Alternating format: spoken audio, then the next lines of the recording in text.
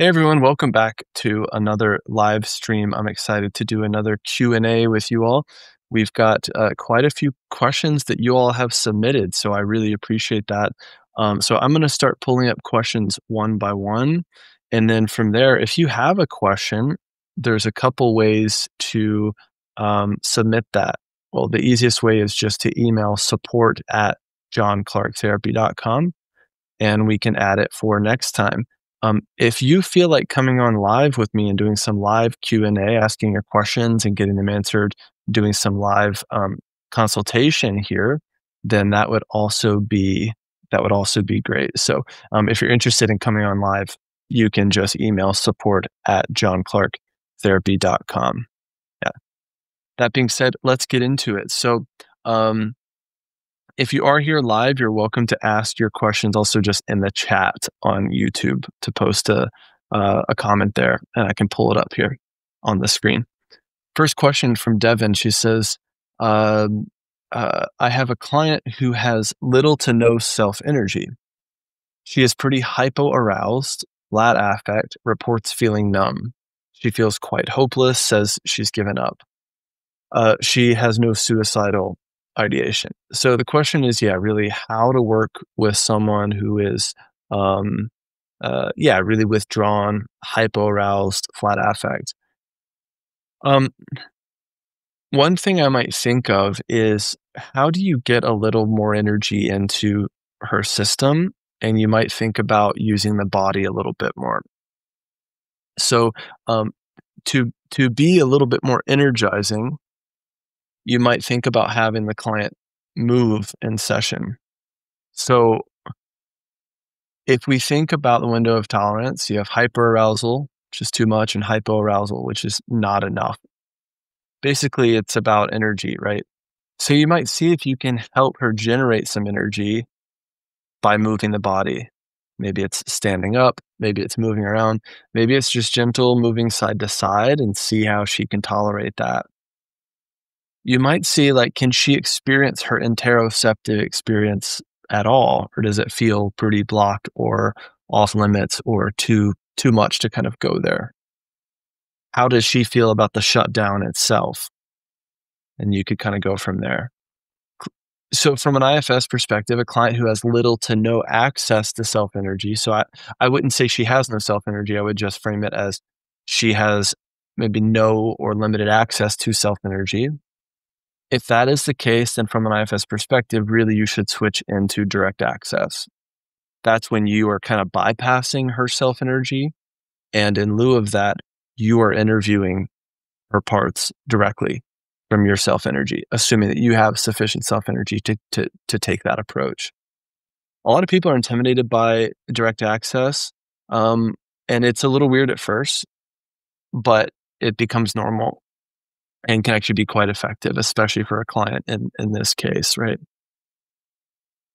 From a non-IFS perspective, I'd also just be curious, like, you mentioned the hopelessness. What would she need in order to have a little bit more hope? And I would zoom out as well and look at, does she have purpose in her life? Is she working towards something? Does she have meaningful connections? Does she have a meaningful career? Is she looking forward to anything? Ask someone who's quite depressed, and one of the key features is a lack of looking forward to things, right? There's anhedonia, a lack of interest in things that they'd usually be interested in, but also in a looking forward to things. Their future outlook is quite pessimistic. You can also create things to look forward to, whether it's a trip or going to a concert or whatever it is. So you might have to get creative. We always have to get creative, really. Let's be honest. That's the work. Okay. If you're here live, you can ask your questions for me in the chat. I'll answer those as a priority. Otherwise, I'm answering questions that have been submitted ahead of time to support@johnclarketherapy.com, or to folks on my email list. You've gotten the chance to submit these questions. So definitely join my email list if you haven't already. Um, Arsh is asking, what are some tips for when clients have a hard time connecting with their parts and listening to the part's answers to questions? I often encounter a client saying, I don't know. This is a really good question. So when clients say, I don't know, like, I don't know what the part is saying or how old the part is, that means that you're not really doing insight work with them. This is a really important distinction, and there's a difference between when you're doing real insight work, it goes from, how old is the part to as you're here connected with the part and looking at the part in its eyes, can you ask it how old it is or ask him how old he is and just wait till you get an answer?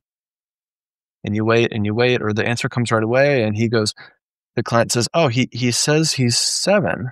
Yeah, I thought he was like 15, but he says he's 7." Okay, and then ask him how old he thinks you are versus how old does he think you are? So we go from thinking about what we think we know about parts to actually getting the information directly from the source, which is what we should always, always do. We always want to get it direct from the source. Yeah. Really good question. And honestly, a really common thing, right?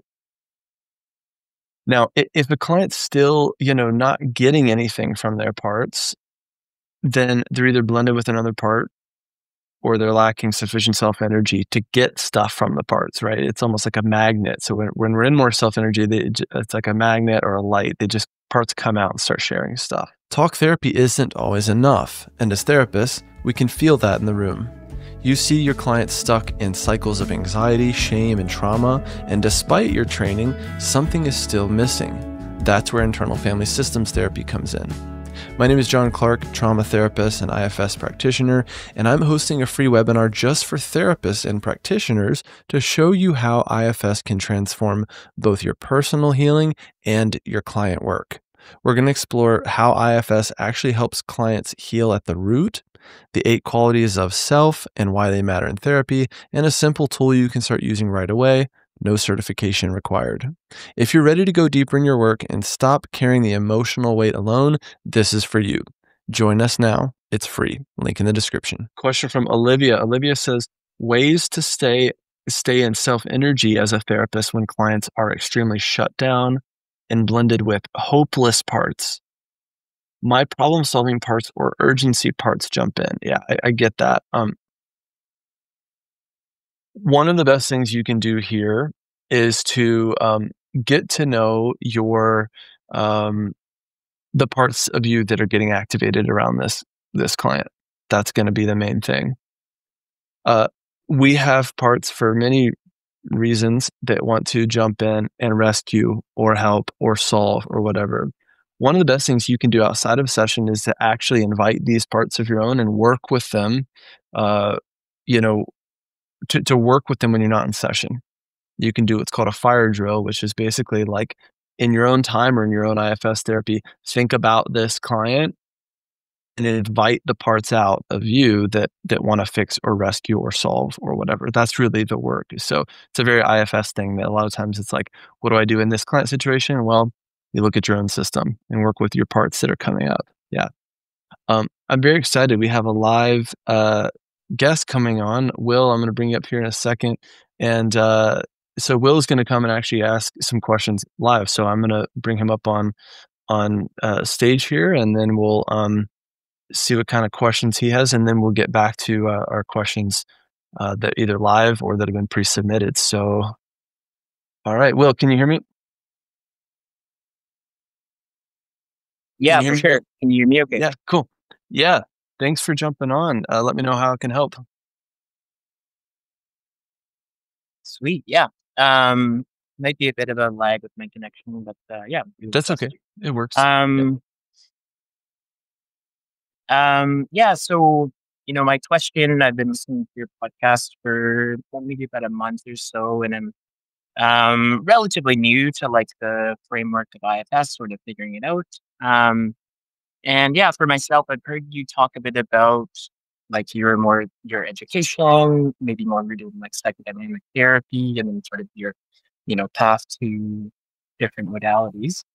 So my question is around like someone who is maybe interested in like a more traditional like counseling or therapy education, um, but has an interest in like parts work and um, things of that nature. Like, yeah, do you have any reflections, like looking back on your education, or any thoughts about like, yeah, what somebody might keep in mind, looking at, yeah, those pathways? Yeah, yeah. Yeah, that's a great question. Yeah, thanks for bringing that up.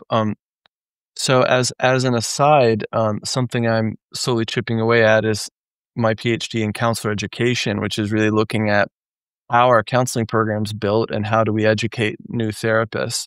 Um, I'll say we're super behind. Generally, academia is like it's kinda like the government. It's like 7 or 8 years behind the real world. Not to mention that honestly, a lot of faculty haven't done clinical work in 30 years. So, a lot of them don't know what IFS is, and if they do, they certainly haven't used it or been trained in it or whatever. Also, a lot of counseling programs and therapy programs in general, they also lack good education around trauma work. This is part of how I came to, like, even do this podcast, is really wanting to try to fill some of that gap between therapists and our ability to actually work with trauma and walk someone through, real trauma treatment. Um, that being said, a lot of programs, whether they advertise it or not, they tend to have a heavy leaning towards something. So, for instance, yeah, as you mentioned, like, my program was very psychodynamic. That wasn't advertised anywhere, it just happened that, like, 3 out of the 4 core faculty leaned heavily super psychodynamic, and so that's what we learned for 3 years, and then I got out of grad school and had to quickly pick up other methods, techniques, learn CBT, eventually learn EMDR, things like that. I think that's a pretty common path. Um, that being said, if a program is explicit and says, "Hey, we do this type of work," or, for instance, I have a supervisee, he went to Naropa, which is a somatic psychotherapy program in Colorado. That's what that program is, right? They're gonna approach everything for those 2 or 3 years through a somatic lens, which I think is really interesting. So, if you have an idea that, you have some interest in things like that, you might go and seek out a program like that. You might also seek out a program that is just the best fit for you or the most convenient or near where you live or most affordable or has funding or whatever, because I would argue that you're gonna become the practitioner you're gonna become regardless. And there is research, yeah, to support that too, that most people after, say, like 5 to 7 years, they become who they're gonna become. They use a lot more of their personhood as a therapist or as a practitioner, and they start working from a truly integrative perspective. So they might be incorporating 3 or 4 theories in a single breath without even thinking about it. That's where I think most practitioners end up regardless. But that being said, like, so your training, it's like it does matter, and it also doesn't matter in a way, because a lot of yeah, how you're gonna end up is a lot about who you are and what you value and how you evolve your definition of therapy and healing, which I encourage practitioners to always be working on that working draft. Totally. Yeah, that makes a lot of sense. Yeah, I appreciate you like touching on like the practical component that like for some folks it might and even for like maybe myself it might just be like what's accessible. Um and I mean not to definitely not to like discredit like universities and like formal degrees, but sometimes like you gotta get the ticket and then you can like start doing the things. Yeah, yeah. Um Yep. yeah. Would I be able to ask another question? Go Is that for cool? it. I love it, yeah. Sweet. Nice. Yeah, so, hmm, formulate this a bit more clearly. Yeah, so feel free to, like, correct my language, you know, if I, yeah, misspeak or what have you, but hopefully you can appreciate or you can hear the sentiment that I'm coming from. But thinking about, IFS as, like, a specific model, um often I find that human beings, when we like grip too hard to like a specific thing, whether it's like a therapeutic model or an idea or belief, that can lead to things, maybe like some blind spots or have some unintended like negative consequences. So for myself, being very curious about IFS, but being more curious about like what arts is pointing to both in our culture and in maybe some other cultures. Yeah. Do you have any thoughts or like reflections around like staying a bit loose, like trying to keep that beginner's mind, not like grasping on too hard, but Yeah. also seeing like the gold in like, in models or yeah. Yeah. Well, I love where your head's at with this because anytime someone is too dogmatic about a model or a theory, I have concerns. And there are a lot of clinicians, practitioners of any kind, a therapist, a coach, whomever, who they find something and it works, or they see some value in it, and they see their clients like it, and they cling to it so tightly, and they say this is the end all be all, right? It's like I have solved psychology. Part of what I love about therapy and psychology is it's not something to be solved. It's a limitless exploration. For me, it's also like I've mentioned on the show, like I do martial arts. Right now I'm studying jujitsu. It's an endless, limitless thing, right? Like it's an art, right? And there's some ideas to understand it and to seek your teeth into, and also it's an infinite thing that you never understand. Um, that being said, it's like, um, there are many, many parts models out there. Um, Dig Schwartz didn't invent parts, right? Um, I think what he did, and I'm extremely grateful for what he did, is, um, put a framework around how to work with parts and put a framework around, oh, these parts are like protectors. It's like they're protecting the system, or they're protecting ones that are not doing much at all. They're just like holding the pain. That's extremely valuable, right? And the 6 Fs and self energy and all these pieces. And it really is beautiful and fits together. And it's this kind of modular approach. Or it's also just a lens, like, you can do IFS by just seeing people through parts. See someone at the grocery store who's yelling at the cashier and see that person through parts, right? That can be really helpful and go, "Yeah, there's this really pissed off protector going, 'I've been wronged, and I need to speak to the manager,'" you know? And you can have compassion for that. You can also notice parts of your own that are activated by that. So it's also like part of what makes IFS different is it can be like a way of life. I think that's why people really love it so much, because you can literally like walk through your day kind of from an IFS perspective, which is a little different or not as holistic as like walking through your day from a CBT perspective or whatever. Not to say you couldn't, but I think that's part of why the whole package of IFS um, is is both, like, simple and very deep and profound. That being said, um, I agree, we have, in my practice with my supervisees, we call it humble confidence, right? So having some ideas about how therapy works and what healing is, my current definition, but holding them loosely, right?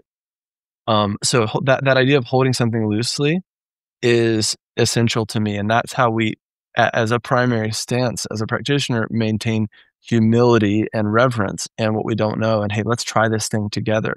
And also as the practitioner, not putting ourselves in this pedestal that I'm this guy that knows all this stuff, or I'm this sage mystic that knows all this stuff, and I'm gonna impart some epic wisdom onto you, which is what a lot of people think therapy is about, right? I come and lay down on this couch and just riff for 9 months, and my client and my therapist imparts this epic interpretation, right? It's like, "You hate your mom." "Okay, great. See you next week." Yeah, Totally. Yeah, I appreciate your reflections, man. Yeah, and your time. yeah.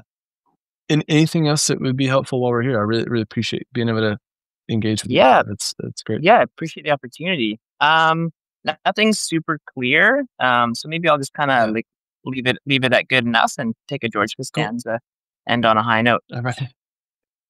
Come back anytime. I'd love to have you on again as you're, yeah, developing this stuff, or even the career questions. Those are great too. So yeah, thanks for listening to the show and being willing to come on, and, hopefully others will do the same now that they've seen that it's, you know, uh, not super scary, hopefully. But yeah, thanks again for jumping on, Will. Yeah, yeah, appreciate the time. Yeah, I'm only mildly terrified. So yeah, Okay, good. Well, you have a good poker face, so we didn't know. right.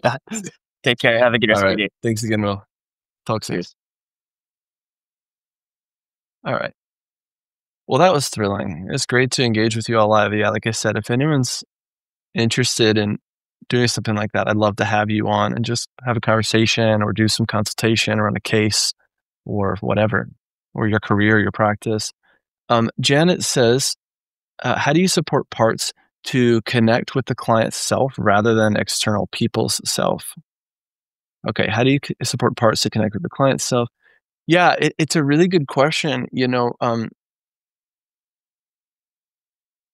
So for instance, if you're a therapist practitioner, you've probably had the experience, I know I have and do, of like you sit down on a plane and the person just starts talking to you or telling you their life story. I think that's a good example of kind of what this is when parts can kind of feel and sense and smell your self energy and they're like, "Oh, I want some of that." It's kind of like a light, right?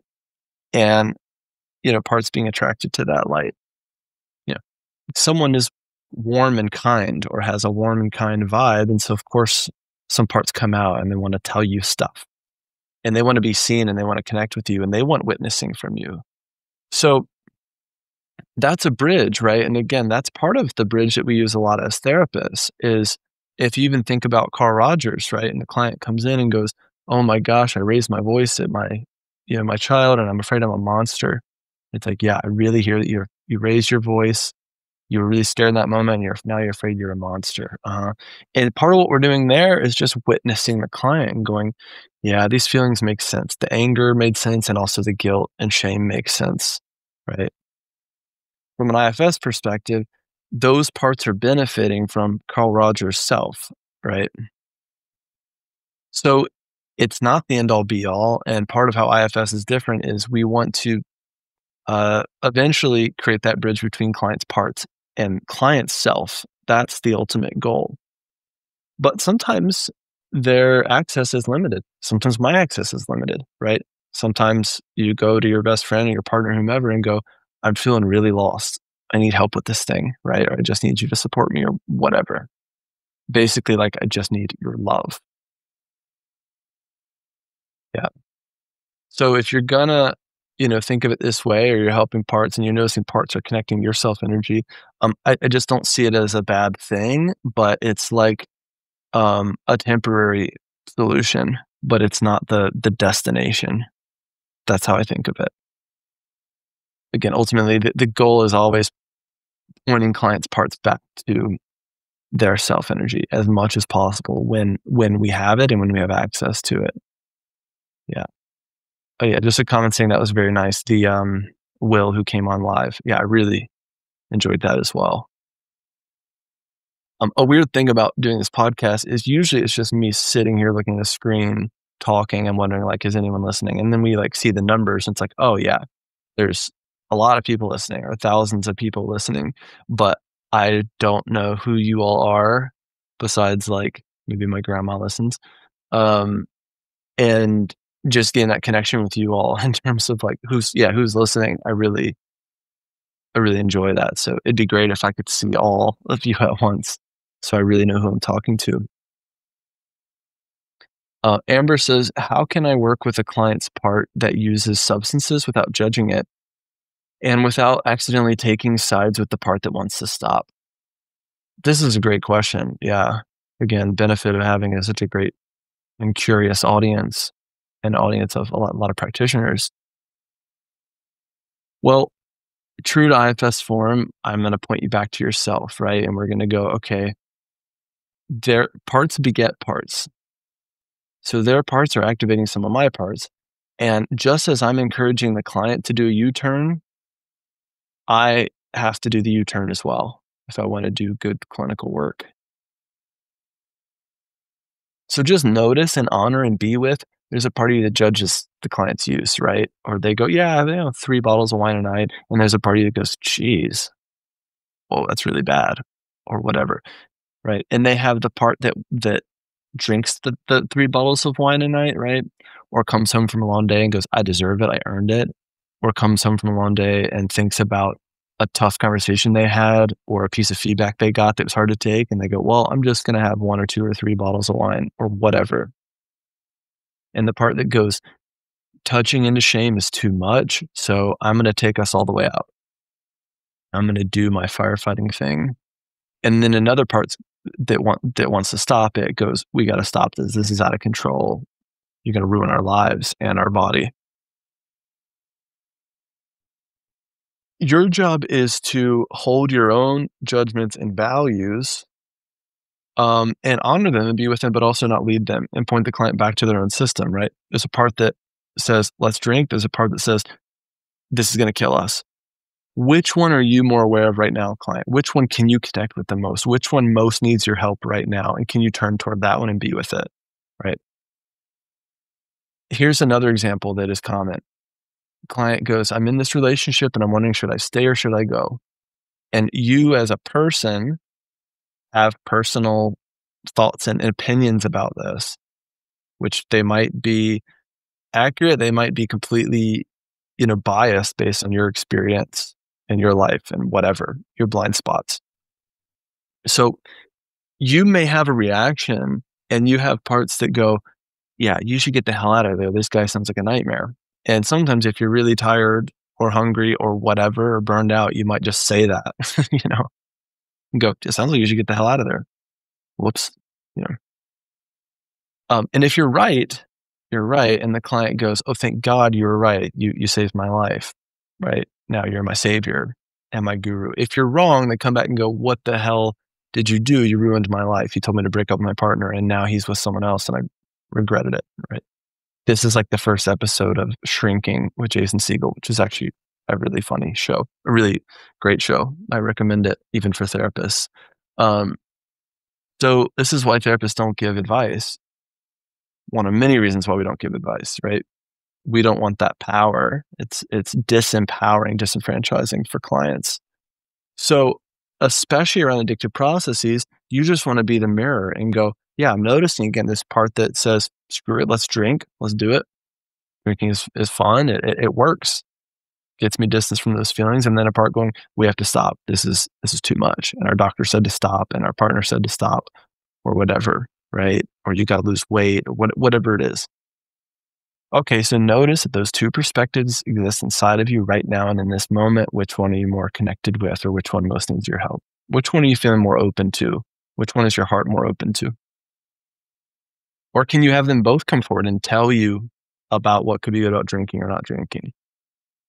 So much of IFS is just mediation. And again, if you had two people on a team that come in and go, "I think we should do this thing," and the other person says, "I think we should do the opposite," right? And you're their leader or their manager, not to confuse with like IFS part that is a manager, but you're their leader, right?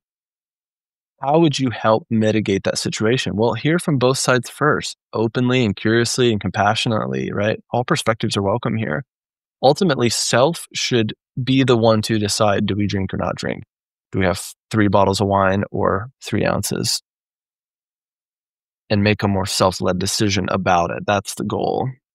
So we try not to be the one to impose our values about wine is bad or wine is good, right? That partner is bad or that partner is good. It might be true or have some truth to it, but you're not their friend, right? And we want them to decide, because then they decide, they take action in their life and they take full ownership of it.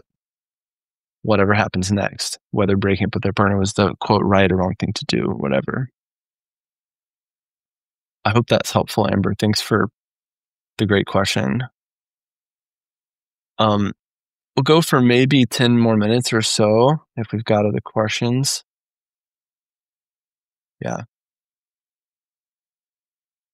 Hopefully this has been helpful so far. I really enjoyed doing this. Really as like a quick plug as well, we have, if you enjoy this type of help, we have our Pathways program, Pathways to Self. It's a monthly membership. Right now it's $99 a month, which is a steal in my opinion, because in that you get access to the membership site, you get access to the course, all my meditations, my demos, my demo dissections, and then you get access to a weekly call with me on Zoom like this, but we would all be on Zoom. And it's just a handful of people, like right now, 5 to 8 people a week who come and ask questions, and we do hot seats and we work through cases. I do meditations and teaching. And so that's every single week you get that hour with me and some peers. So that's a really good way to get help and to deepen your work with IFS and other models and trauma work in general and as a therapist in general. I've been doing this for um, 15 plus years now. And so my love for, teaching is, yeah, pretty deep. I love teaching and mentoring and yeah, guiding therapists and practitioners. So you could be a therapist or a coach or another type of practitioner. You'd be more than welcome in the program. So link is there, johnclarketherapy.com/pathways. If you want to join, worst case scenario, you join for a month and it's not worth it. Best case scenario, you join and you stick around and you get tons of help that is far worth the money that you spend for it. So I'd love to see you in there. If not, leaving me a review for the podcast on Spotify or iTunes or subscribing to YouTube, leaving comments, sharing an episode with a friend really helps me to grow this. I want to do this for as long as I can, as long as I've got the support and engagement from you all. Yeah. Okay, let's go for another question here. I think this would be good, and then we'll go to a live question from Abbas. Um, this question is from Laura. Laura says, "How should you feel?" Well, I don't know how you should feel. The emotional equivalent of should is shame. That's a side note. How should you feel if a client identifies that their parts don't trust you as the provider yet? I'm trying to view this as a way trust is being developed. Um, I welcome it. So, for instance, the sheer fact that I'm a white man and presenting as such is activating for some people and some clients who, especially for many reasons, legitimate reasons, have been wronged by someone like me. I just invite that because that makes sense. That's part of their transference, and we want to work with that, and I want to invite that. Um, I don't see it as a personal offense because uh, I haven't personally wronged them, right, or hurt them. Or if in the therapy work I have hurt them accidentally, I can own that and take ownership of that. And I might be triggering for their parts because of that. Maybe I have done something wrong, right? Or I was aloof one day or tired or I missed the mark, right? Or they thought I judged them or whatever. This happens. So, but if it doesn't happen and they have no explicit reason to not trust me, I still see it as just super valid and understandable, right? Especially being a trauma therapist. The primary piece of trauma work is agency and safety and trust. And so for that to be there, I need to welcome all parts, opinions, and reactions of me. And I invite them out. I ask them, right? Check in, see if there's any parts that have questions, concerns about me and what I'm up to or who I am or how I look or whatever. So, yeah, I really just, uh, yeah, I just invite it and I welcome it, right? And if I have parts that are activated around that, or parts that really want to be liked, or parts that fear I'm misunderstood by them, right? And go, yeah, why don't you trust me? I try to notice that, and I feel that in my body as a tensing and as a lurching energy of like, oh, I need to be liked by you, or I need to like show you I'm safe. That's an agenda. Parts have agendas, self does not. So I try to unblend in the session. Okay, we've got a live question here from Abbas. They're saying, I had a question. I'm diagnosed with CPTSD and stumbled upon IFS on YouTube. I found it very easy to tap into self energy, but started getting overwhelmed with all the parts I was finding. This is common, and especially given your trauma history, a lot of times when we go inside, the parts are like, "Oh, thank God you're here." And they come rushing to the surface. They come rushing out. They kind of overwhelm whoever's there, the therapist, the client, whomever, right? Because it's been this long or it's been decades of not having that help. It's been decades of I've been locked in the basement wondering, is anyone coming for me? Is help actually on the way or not? And then all of a sudden we go, "Hey, help is here." And they come out of the woodwork. So that can be intense. I'm already gonna recommend that you have a therapist, to help you do this work because it can be so intense and because of your diagnosis of CPTSD. At least at first, to help you befriend some of these parts, to help you kind of organize them and parts map them, to help you practice on blending skills. It would be important as much as you can. I know access is not always a given to even meet with a therapist once a month to help you do this. Ideally, it's weekly, but just to help to get used to going inside your system, used to working with your own parts, and then they might be able to help you build a bridge to doing IFS work on your own, which I think is your next question. So yeah, the next question is, I'd like to know your opinion on doing IFS, parts, and shadow work on your own without a professional. I want to say in the last 3 years, I have learned so much and I'm grateful for IFS. Yeah, I mean, I think like theoretically, IFS is one of those models that you can and many people do on their own. An easy starting point or logical starting point is parts meditations. I've got a bunch on here, on YouTube, on the podcast, on Insight Timer. Uh, that's a great place to start. And you really just see, yeah, you really just see how it goes, right? But the work can quickly become unsafe, right? Especially depending on your history and the amount of polarization that's in your system. So you do want to be careful. You do want to go slow. You can get protector backlash and things can get intense and you can kind of do damage in your system if you go too fast or don't have enough access to self energy. So that's why a good practitioner in your corner is really important. Yeah. Yeah. Hopefully that helps. Amber says, if you could consider pre-scheduling your live on YouTube, your subscribers would be notified and it'll show in their subscription feed.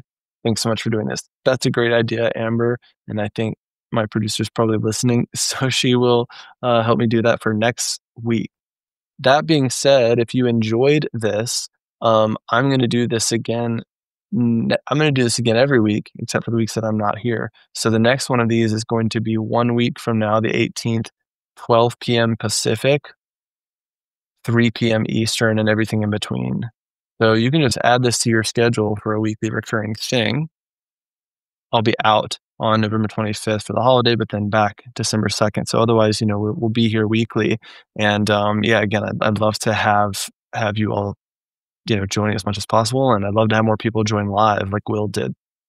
One more bonus question, then I'll hop off. Okay, the question is, do you have advice from your own experience combining IFS with Vipassana, general Buddhist meditation, and spiritual exploration, parts work in Buddhist meditation specifically? The short answer is, let me find their book.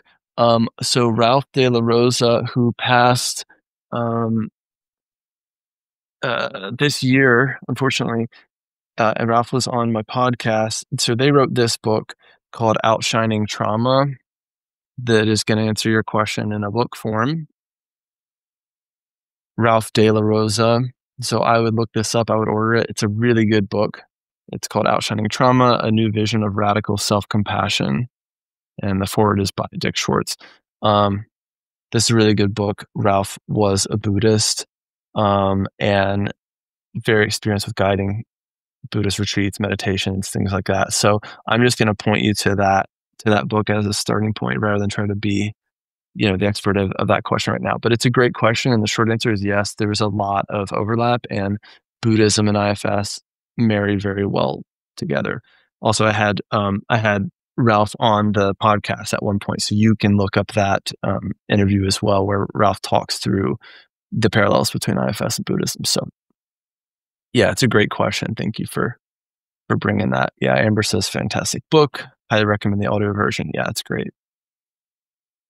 There you have it, folks. It's another one in the books. I really appreciate you all being here. Like I said, like, subscribe, comment, share with a friend. All those things would really, really help me to grow this platform and my mission. If you want help like this, join Pathways to Self, where you've got my IFS course, our internal community. It's like a Facebook group, but it's private on another platform that's not Facebook. And then a weekly consult call with me on Zoom. That's a small group consultation for any type of practitioner, therapist, coach, whatever. I'd love to see you in there. And otherwise, I will see you again in a week, same time, same place. Thanks again for being here. See you soon. Thanks for listening to another episode of Going Inside.